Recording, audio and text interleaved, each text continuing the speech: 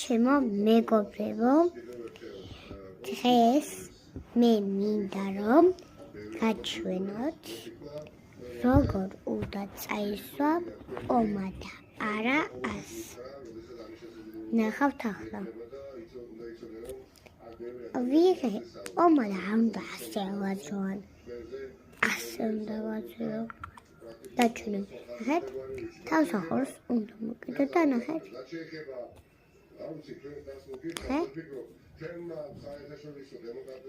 ასე არ უნდა ქნა.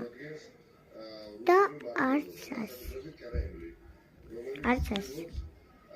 ნახეთ, უნდა გაჩვენო.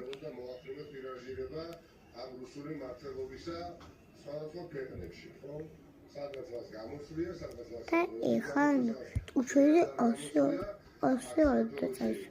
და არც გაჩვენებთ ახლა.